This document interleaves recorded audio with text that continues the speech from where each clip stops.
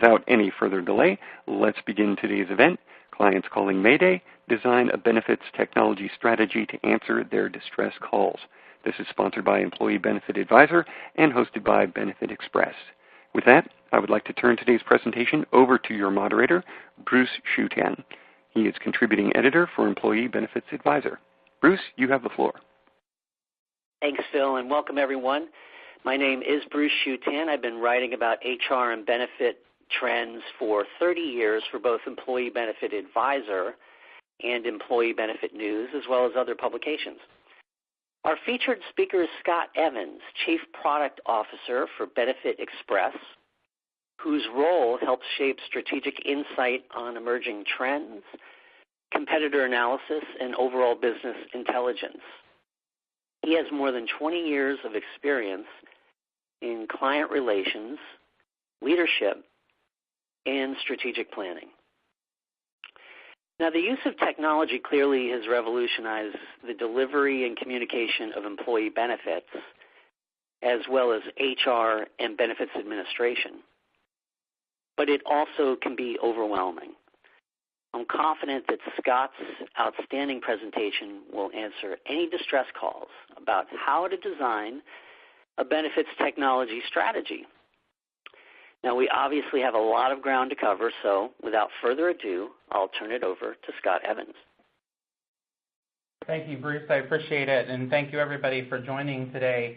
And, certainly, as Bruce mentioned, there's certainly distress calls that we get from our clients from time to time, and hopefully today you will find as an opportunity to learn a little bit or get clarification maybe on what you're thinking as a company as well and as advisor to your client. So just to top it off, just a couple of things I like to always put out there is kind of our itinerary for today on today's presentation. We really want to walk you through is kind of really learning the identity and what model of benefits administration is right for you, and we certainly will go into more detail regarding that.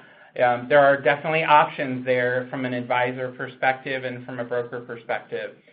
The second fold is really assisting with creating that benefits technology strategy and how do we make this a part of our core business offering and not just simply a value add. And that's certainly we're seeing the trend in the industry and have for a few years of this whole thing of technology is becoming an imperative part to any business in this market. And then last but not least, we'll certainly talk to you about some key criterion for evaluating a potential partner. It's certainly important. We realize and we, certainly anyone in the business would know that, it takes a lot of work to win a client and, finding the right partner and having the right technology partner to help you deliver that quality service is imperative. You can have a great product, but if you can't deliver it in the way it needs to be delivered to your clients, you have some problems there. So certainly, at a high level, that's what we want to run through today. As we mentioned earlier, we're going to do some poll questions. And I thought I'd start off today with our first poll question, and we'll certainly give you some feedback on the results as we move through to make this more of an interactive session for you.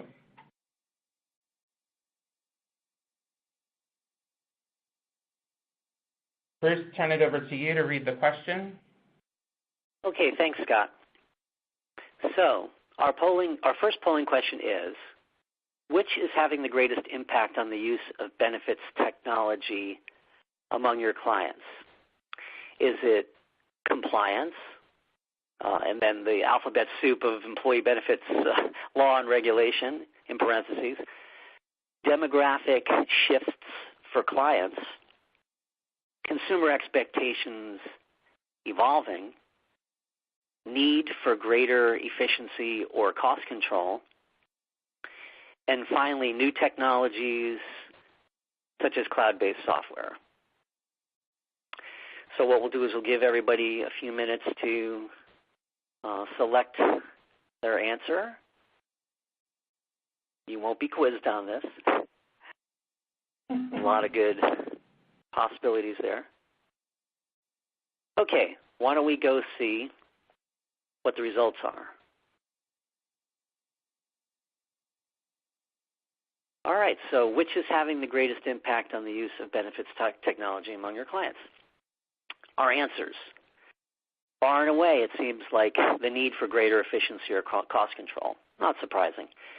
So that's just under 50%. Compliance, clocked in a little bit over 20%. Consumer expectations, a tad below at 19%. New technologies, a little over 12%. And interestingly enough, nobody said demographic shifts for clients. So I'll turn it back over to Scott for his commentary.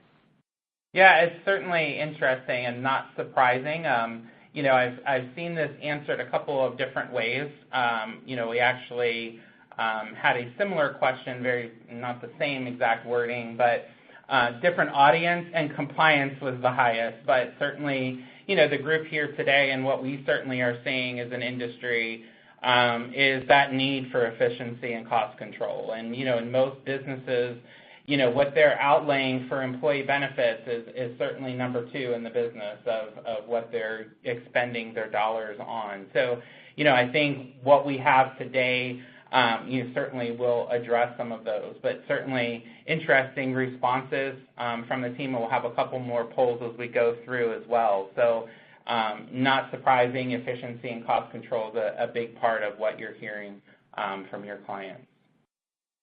So we'll kind of go into the next section is really kind of giving you kind of an overview of what we're seeing in the industry before we actually get into the problem-solving piece of it.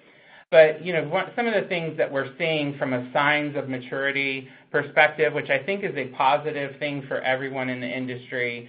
A few years back, it was kind of the wild, wild west in employee benefits. And we're seeing a lot of signs of maturity in that. So you look at online, more online than paper. We're still seeing, a lot of paper transition to online, but certainly, we've seen a large chunk in that initial wave has certainly moved over. Moving from a transaction to strategy, so you'll see in those that are familiar with the business, initially it was all about how do we capture these transactions and send them to a carrier, send them to a payroll provider. And really the industry is more moving on how do we create an experience for an employee as they're going through an important part of their life, certainly from an employee perspective, making some major benefit decisions that impact them and their family. And how do we educate? How do we move to more of a strategy behind that? Certainly the movement of high deductible health plans, I think, has brought on a lot of that need for it. It can't just be a transaction on a screen. The employees are looking for more. Employers are looking for more as this technology becomes an extension, really, of that benefits department from a client perspective. Improved communication methods. So, years ago, the communications method was posters and postcards and mailing packets to employee homes, or maybe, we still see some today of group meetings, those types of things. There's not as varying degrees of the ability for us to communicate in different ways. And, we see technology is advancing from text messaging to mobile messaging to email campaigns for employees to pop-up on within the enrollment experience to further communicate to the employees. The incorporation of employee videos and carrier videos into the employee experience. So there's a lot of communication methodologies out there. I would say the risk on that one is sometimes we have too many. We've employed too many different variations of communications on an employee, and it may be a little bit much. But it's really getting to know your client and their employees and how best to communicate them. And certainly there's not a one-size-fits-all methodology to communication and really to employee benefits in total. And then the last piece that we see is from a signs of maturity is benefits administration for everyone. And I make that keynote to say that, initially it was just for certain eligibility classes with clients or a portion of the employee demographic. It's come to more of a full round of, this is something more than just ben admin for the office-based employees, et cetera, within the groups. So a little bit about future outlook. Again, some of these are concepts that, and certainly the first one is a concept that defined contribution has been around for many years within the benefits industry. But there certainly is schools of thought within our industry where this pure defined contribution of basically giving an employee an allotment of money and they're going and buying potentially individual plans to have their coverage from a health insurance standpoint. We see that from time to time with clients. Again, it's typically around different industries, but it's something to be aware of from an outlook perspective. More mobile capability. So no surprising, and we've had this conversation internally and externally. What did we do without our cell phone in front of us? And we all know that if the minute you feel like you lost your cell phone, it's instantaneous panic, and your life is coming to an end, sort of feeling. But from a benefits perspective, employees are not going to the traditional computer at work or computer at home. They're enrolling on, iPads and Android devices and on their phones, and, they want to adapt. And certainly, as millennials become more and more part of the workforce, and certainly as they become part of the management of workforce, as they progress through their career, when you think about mobile capabilities outside of benefits, they're far more advanced. You think about how you shop and how you look for things and do searches and contact your friends. Very different. So, certainly we see the value in mobile being more prevalent in the benefits industry than it ever has in the past. The other piece is 365 engagement, as I like to call it, and this is, the benefits technology is not just a one-and-done type of solution anymore. So, in the past, it's always been kind of at open enrollment, and that's kind of it, and then new hires came into play, and then the life events came into play. But I really view the benefits administration piece as this is a all-inclusive for the employee. It could have non-related benefit information that's on or part of that enrollment process. If they have questions regarding their benefits throughout the year or how to use their benefits, how's the system helping them with a holistic approach of life? Meaning, are we just looking at health and wealth separately, or are we looking at those together? And certainly, and last but not least, and there'll be a slide later, we'll see some data that's interesting as well, but better integration is what we're seeing the future of, and certainly clients wanting to say, we want to look at best in class in various categories and have them combined together to make one solution. So we'll talk a little bit about that later because we have some interesting, actually in the next slide, to be able to substantiate some of those feelings as well. So as we progress through, I think this slide is important when it comes to need in the marketplace.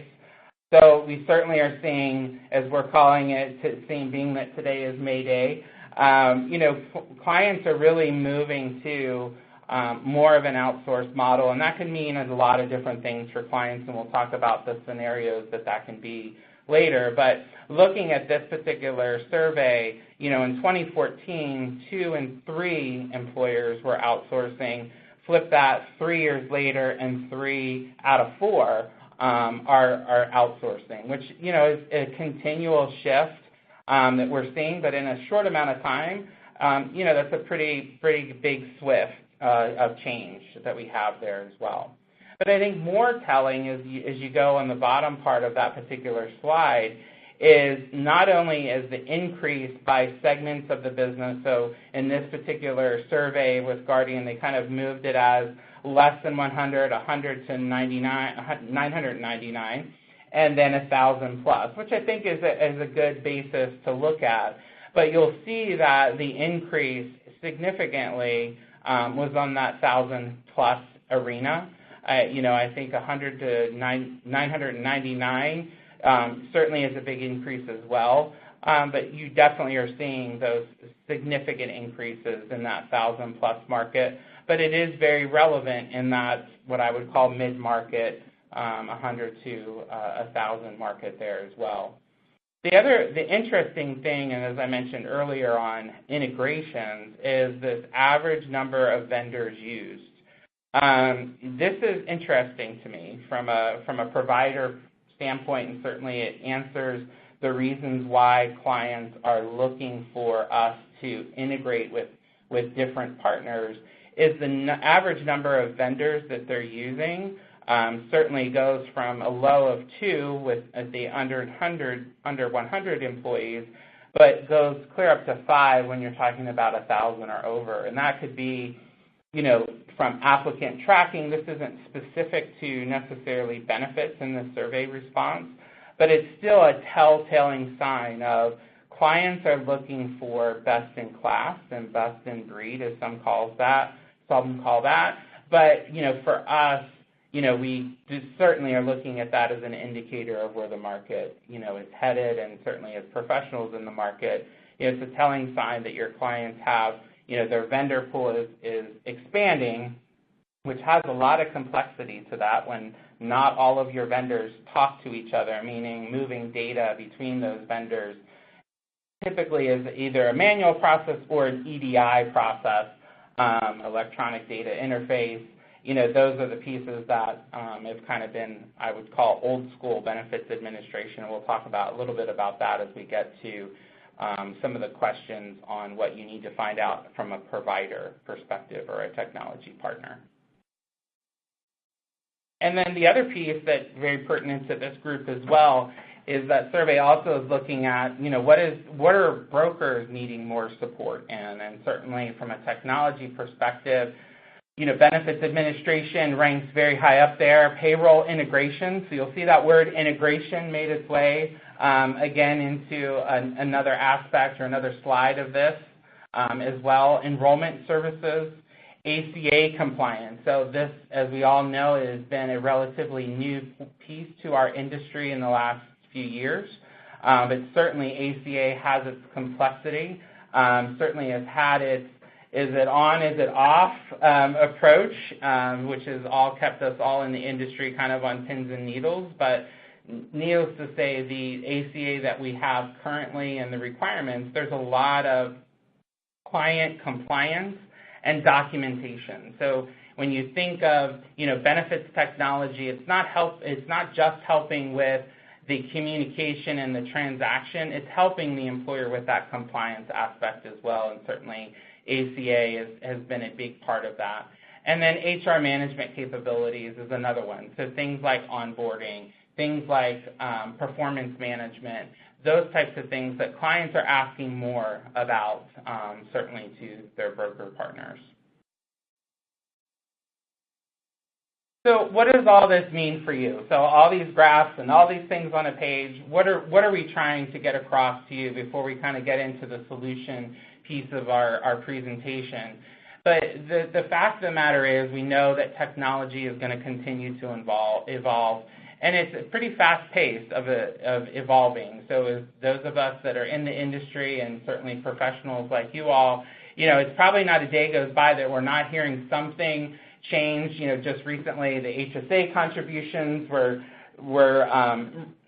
decreased, and then they went back to increase. So those are the types of things that our industry as a whole, outside of just technology, is continuing to evolve, and technology needs to evolve with it. But a couple of the things that I would point out to you as newer generations move into the workforce, and this millennial generation that we talk about, it's going to be important for us in the industry, those that have been around for whether it be a long time or a short amount of time, is we really need to look at this as we need to adapt, learn, innovate, and develop. And when you think about this, and this could also be applied to a technology vendor that you're considering using, this is not just kind of a one-dimensional for you to think about from your practice perspective, but I think it's also a good thing to ask of those that you're potentially going to do business with. Because in these areas, when you think of adapt, are they going to work with you when you need to work with somebody and problem solve and troubleshoot? But as a company, are we going to adapt to new technologies that are out there? So while they have very different meaning when you apply them to a potential vendor, I do think that the word choice there is important for you to look at to really see, are they innovating? Are they helping me develop a strategy when it comes to benefits technology? Are they a solution for me? And, for an industry, we need to continue to develop, and, we have it internal here at benefitexpress is, our product is never done. We're constantly working at, do we need to change? We need to adapt. We need to learn more from the market to figure out where the market is headed. And then as we innovate and develop that strategy with our broker partners and our client partners, it is an important part of that. So I call that out to you just as a means of saying, it's probably a good thing to even ask your technology potential vendors or even current ones. It'd be interesting for you to get the response in that particular area. So we're actually going to move into another poll question, so I'll turn it over to Bruce to go through that, and certainly excited to see your responses here as well. All right, Scott, thanks. So our second poll question is, in what ways does technology most enhance the value of your business today? Is it to protect, defensive strategy against tech-enabled competitors, to grow, win over new clients? Is it about revenue, growth of voluntary, ancillary, wellness, any other categories? Is it about expenses, erasing administrative burdens or inefficiency? And finally, is it about clients to meet their needs, compliance, cost control, etc.? So we'll give you guys a couple of seconds to make that very difficult choice, and then we'll see what y'all said. All right, why don't we take a look at the results? Okay, so 37.5% said it's really about the client, meeting their needs, compliance, cost control, etc. Fairly close second was expenses at just over 31%. And then we have revenue at 12.5%, to protect at a little over 10%, and to grow at a little over 8%. Okay, Scott, I'm going to turn the floor back over to you for your reaction. Yeah, it's certainly, I would expect meeting client needs and compliance, certainly I think that's first and foremost. But it is interesting, and we'll share a little bit more on the expense side, is, inefficiency for the client, ease of administrative burden.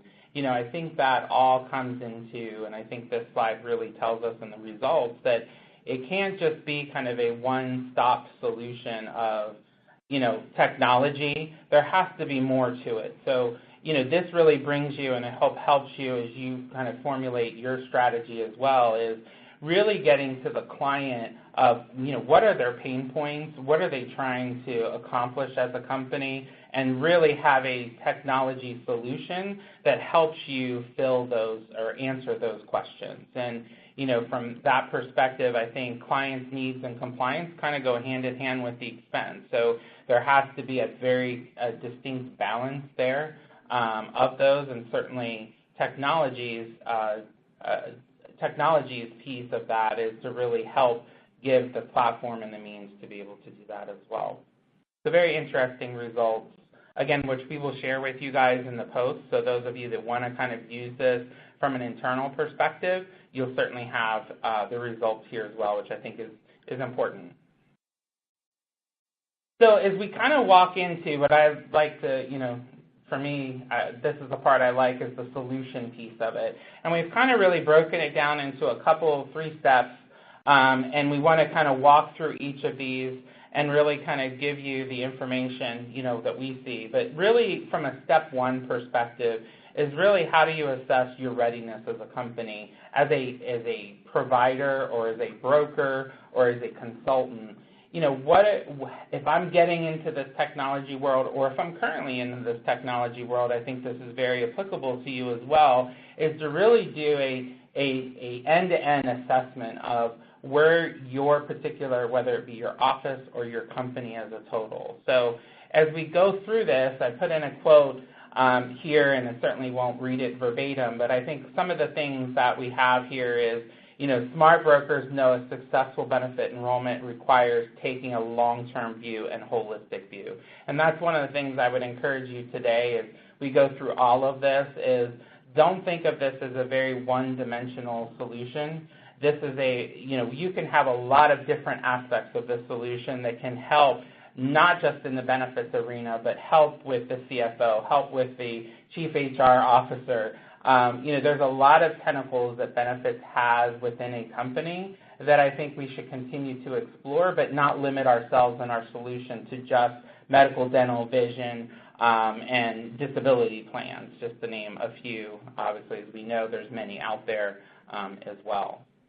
So as we look at kind of as an organization things, and we broke this down as look at this from a perspective of the technology perspective, from an owner to a partner to an advisor. And I would say that the key differentiator there from an owner perspective is, that particular broker's office is owning, everything but the technology platform. So they may lease that technology platform from a ben admin company, but it's their team doing kind of all of the day-to-day contact, the information, certainly the files, the exchanges, loading census data, to give you kind of an aspect of that first column there under the owner column. The second column, before we get into all of the details below these, is really a partner column.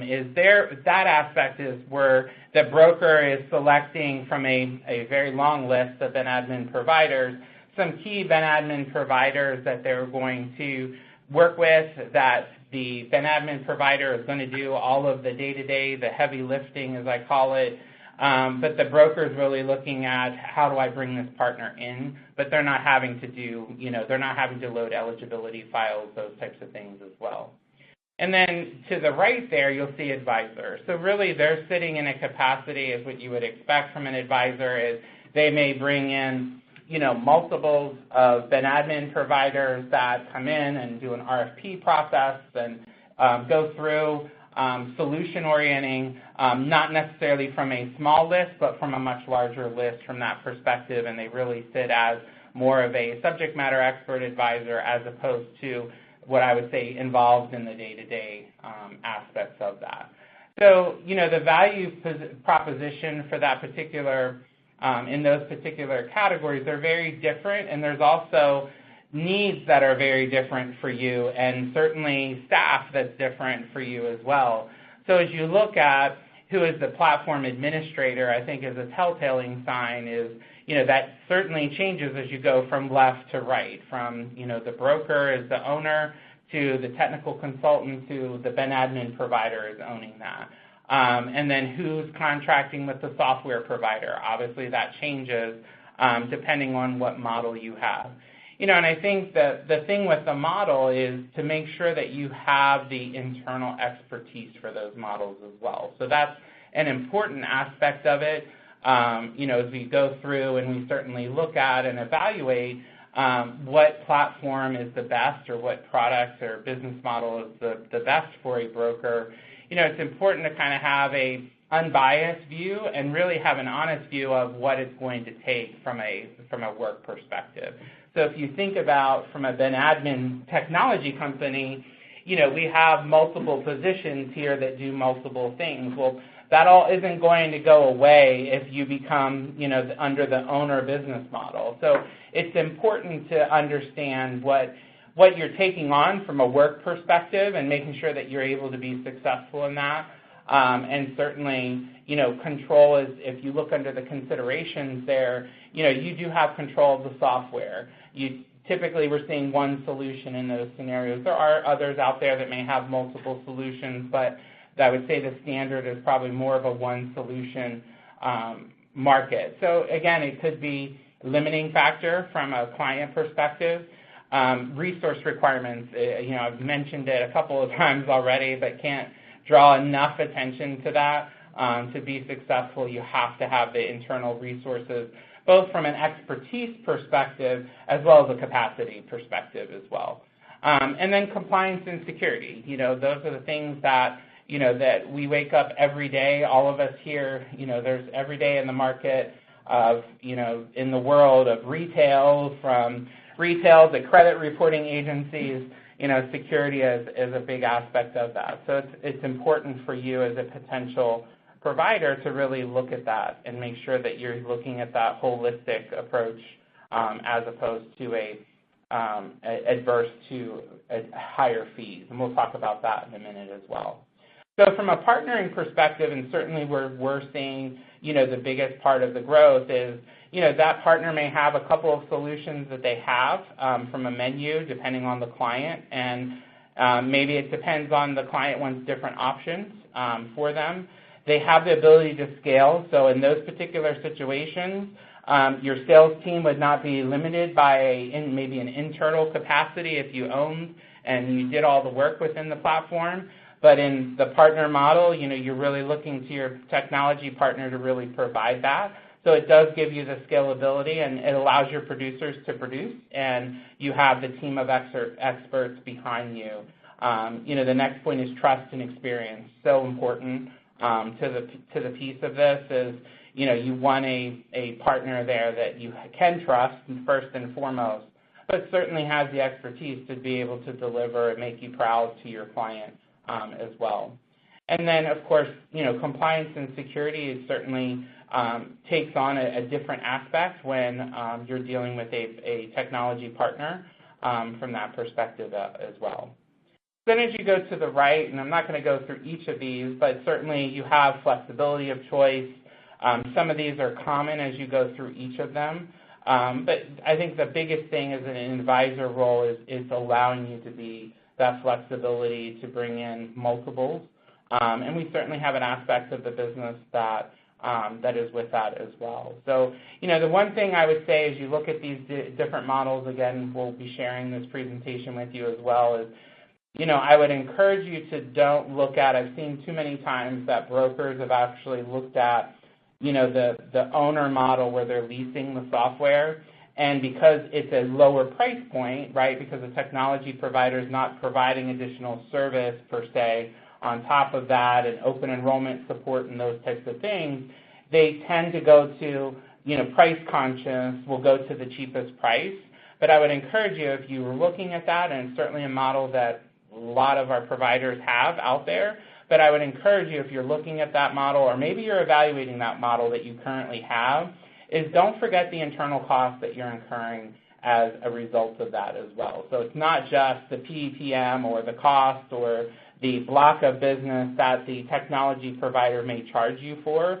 There's far more expense that you're incurring in some aspect of the business, from support to ongoing to file transmission, so you're spending money on the technology side of the house as well. I think the whole key there is make the educated decision on where you want your business to be, but know that there's a lot of factors there that you may not see just looking at just simply the PEPM from the technology provider as well. So that's kind of our step one, and with that, and kind of our theme for today, as you'll notice, and hopefully you're enjoying the interactivity of the session with these poll questions. We're going to roll into another poll question, Bruce, and I'll let you kind of take it away from there. All right, Scott. So for our third poll question, we're asking, which is most difficult for your clients in managing their employee benefit programs? Is it maintaining legal or regulatory compliance, improving efficiency of benefits administration, controlling other benefits-related costs, communicating benefits plans to employees, or improving workforce well-being? Again, a lot of good choices, and we'll give you a couple of seconds to make up your minds and decide what you say is your priority in terms of what you're looking for in this area. So why don't we take a look at the results and see what everybody said.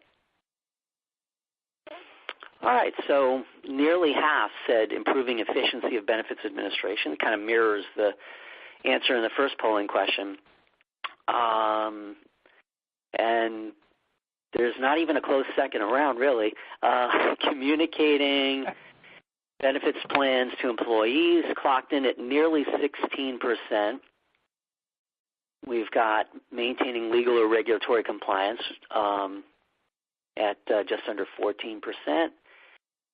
Improving workforce well-being, a little over 11%.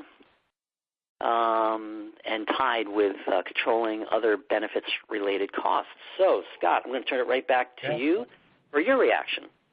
All right. We really know that everybody is paying attention, because this would have been a telling sign if we would have saw a different answer other than improving efficiency. But, no, I appreciate everybody participating in that, because I think it's interesting to hear, because we certainly hear, a lot about wellness and communication.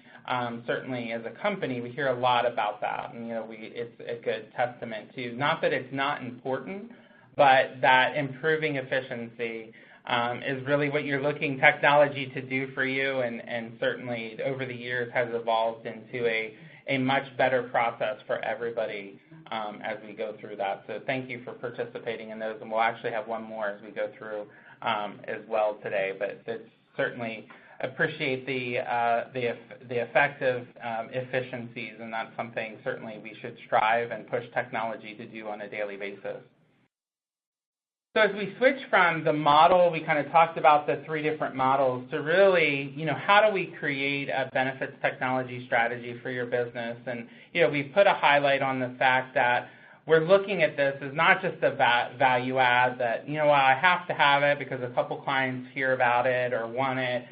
I think that, we're really looking at helping you make this a part of ingrained in your culture at your particular office or collection of offices that you could have there. So as we talk about in this developing the strategy, we have kind of this culmination of three kind of entities, I'll say, that are coming together here from your business strategy, so as the broker-advisor strategy, the client's needs, and then your technology partners' capabilities, and bringing those together, and you'll see where they intersect in that red area of that, is that's really what we're trying to develop and get a strategy around. Because, you could have a great business strategy as a broker and a partner, but you could have, not be addressing your client's needs, or you could have a technology partner that has great capabilities, but none of it is applicable for your clients, or it's not what your client is looking for. So,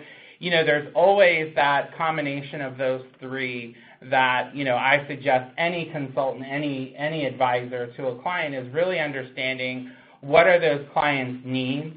How does that fit in with you as a business strategy? Because they may have a need that you may not either have the expertise in, or maybe it's not an area that you want to get involved in. But then the technology partners, what you're looking at, making sure that that addresses those clients' needs. So, I always suggest, and certainly we have, people that are far more experienced than me on probably on the webinar today, but I think it's so important when we're talking to clients that we're asking them right out of the gate is, before we even get to the demo and before we even get to all of the bells and whistles that technology has, is what are the things that you struggle with on a day-to-day basis, and what are the things that if you had a magic wand of benefits and HR, what would you like to get rid of or get taken away, or I want the evidence of insurability to be automated and not a paper form that I receive.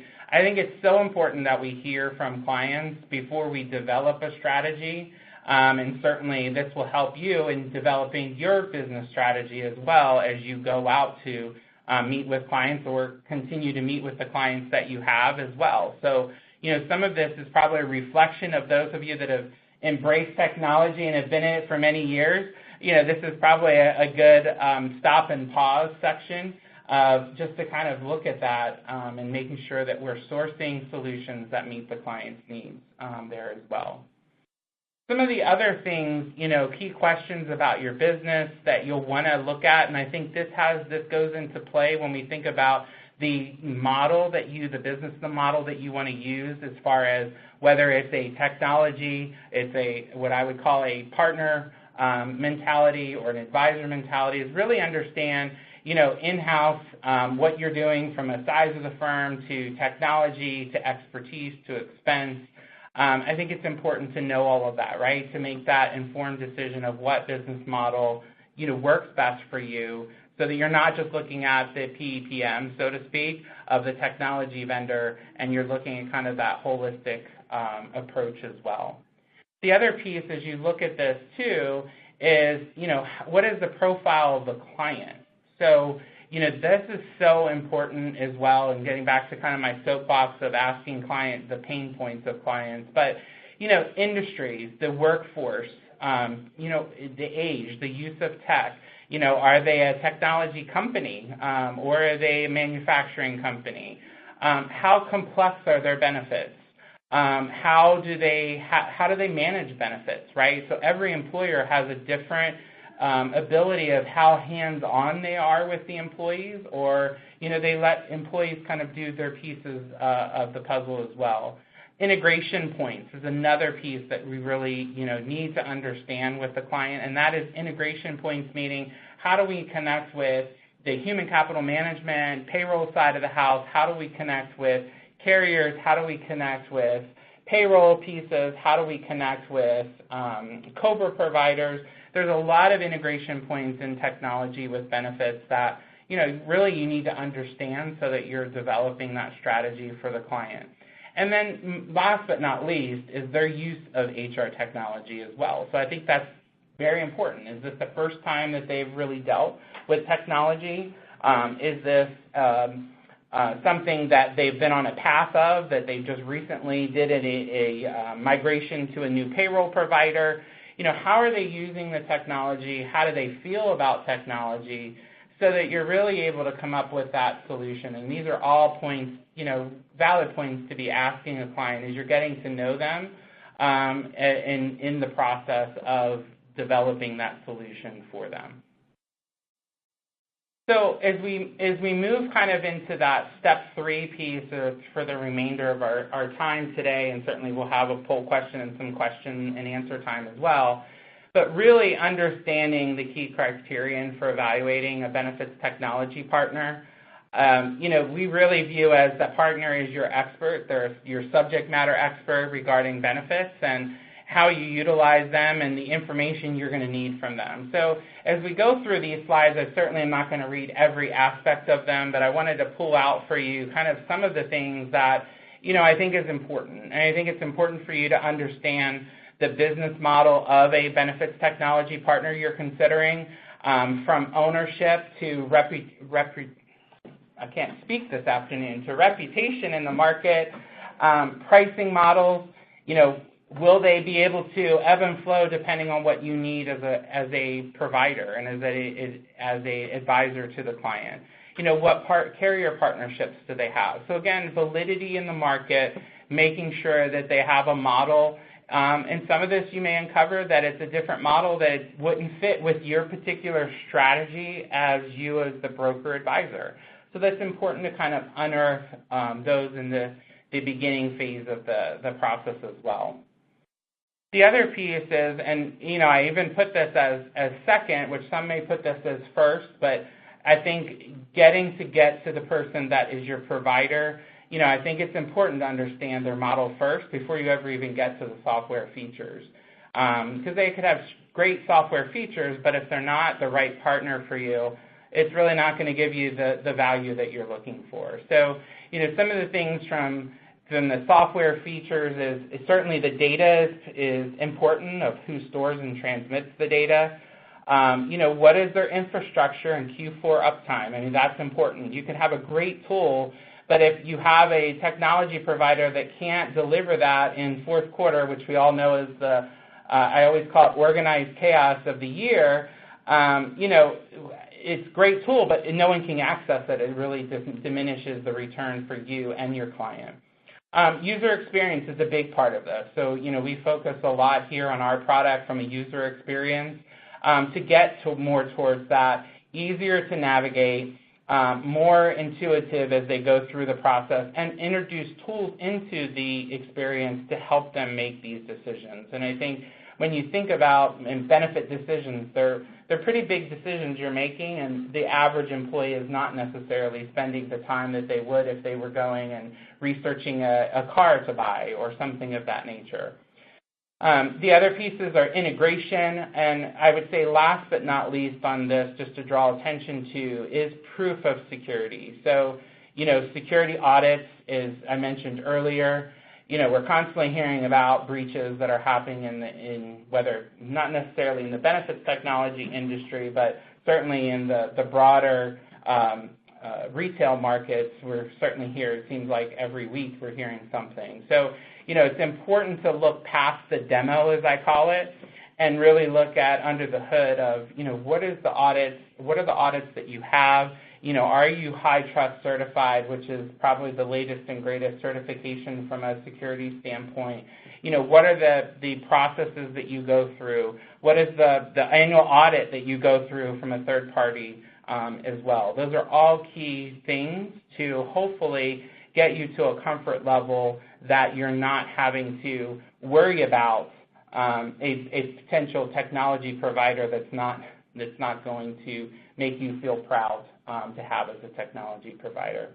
I think one of the things on that prior screen too is the integrations is another piece of it. So I could go on in a whole hour, and I won't today. We don't have a limited amount of time on how we could better use technology in transmitting data both to carriers and to payroll providers. And certainly it's important that, as we talk to clients, that's usually number one in their efficiency and aggravation is data, and how does data get to one place to the next place. And, we really look at that from a standpoint of investing, and, certainly not that this is just a commercial for benefitexpress, but certainly for us, we're really heavily investing in integrating with those that, that may not necessarily be benefits. So we're looking at payroll. How do we integrate better with payroll provider and use API technology to transmit data? And, the world of EDI files, which I'm sure any of you that have any experience in the benefits technology world, when you hear EDI files, you want to scream and maybe leave the room and not be a part of that conversation, because it's had a very long history of challenges in the industry. But really taking that conversation of, EDI files and saying, well, how has technology progressed, and how can we use new technology to transmit information? And that's something that, you really want to understand any provider that you're considering. And it goes back to their investment in the product. And that's another piece that you need to really look at is they're investing in the product. Because a product that's great today, 6 months from now, may not be the greatest product. And, it's one of the great things of this industry. There's definitely a lot of competition, which has pushed everybody to a better product, and certainly making enhancements to their system. But, I think in rounding this out, looking at really from a technology provider perspective is, looking at behind the demo, as I call it, of what they have from their employees, and I made a distinction here of number of employees, technical versus client-facing, and I made that for a very pointed reason is, you can have a great benefits technology, but if you don't have the client-facing people and the servicing people behind it, you really have a pretty web page in front of you, and that's not really what we're striving to provide or what any provider really wants. So when we look at pulling out the number of employees, I think it's fair for you to ask, what is your technical to client-facing? Because client-facing is really going to give you an indication of how behind are they from a support perspective? How are they going to support you as an advisor as you go through the process? The number of groups, the implementation process. So we've all been a part of implementations that have gone well and some that could be improved. But implementation process and documentation and roles and responsibilities and a project plan so important to the process. And if you're considering a technology vendor, it's something that I would highly encourage you to ask for that documentation because that will also give you a lot of other indications as well. Their client support model and client satisfaction metrics. As I mentioned earlier, you can't have technology without service and without subject matter experts behind that service. So really looking at that client support model and making sure it fits with your support model as well. So that's a key indicator for you from a day-to-day perspective. And then service level agreements. It's really having the technology provider put their money where their mouth is, so to speak, and really getting behind what are they willing to put subject to service level agreements, and certainly that's an aspect to get your comfort level better as well. And certainly, last but not least, and again, we hear a lot of this every day in this industry, is technology, and cyber security insurance.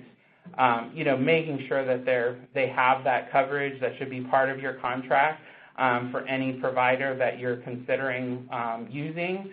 But I think it's more than beyond that. It's making sure that they are taking those security protocols and they're making sure that they have documented processes. They have third-party people coming in, whether it be auditors or a separate organization like a high trust certification that is coming in and really saying, they're doing the necessary tests and they're doing the necessary security precautions and they're handling the data. So everything we do in this world of benefits, has employees' information, HIPAA, PII, and, we're regulatory, as we talked earlier, as Bruce mentioned, the alphabet of benefits and the regulations behind it.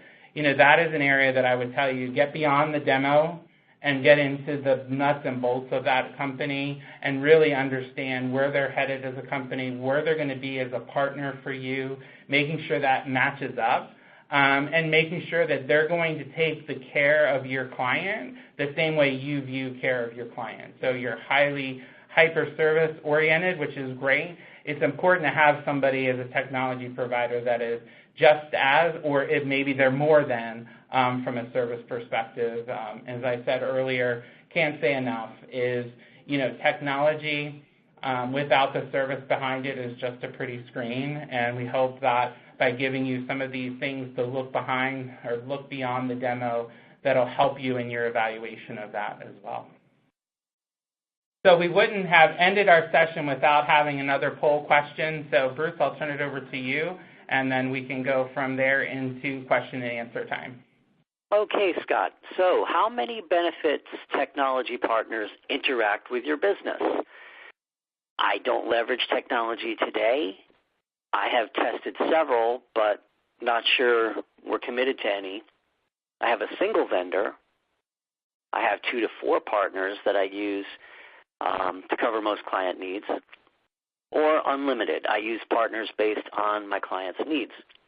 This one I think is probably the easiest one to answer, and since we are running short on time, I will click right to the results now.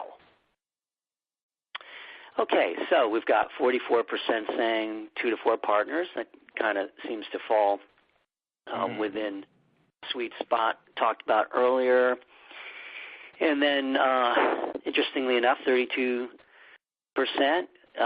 unlimited, 12% single vendor, 8% don't leverage technology, and 4% have tested but aren't sure. Okay, so Scott, I'll turn it back to you for a reaction, and then we'll go into some questions.